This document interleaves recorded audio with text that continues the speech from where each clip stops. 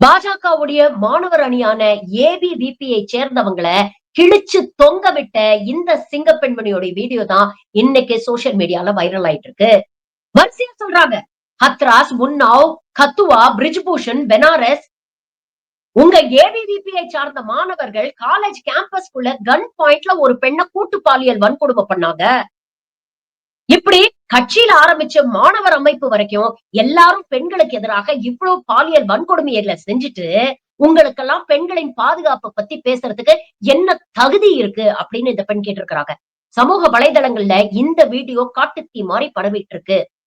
College கேம்பஸ்குள்ள தைரியமாக இந்த கேள்வியை எழுப்பிய இந்த பெண்மணிக்கு பாராட்டும் குவிஞ்சுகிட்டு இருக்கு.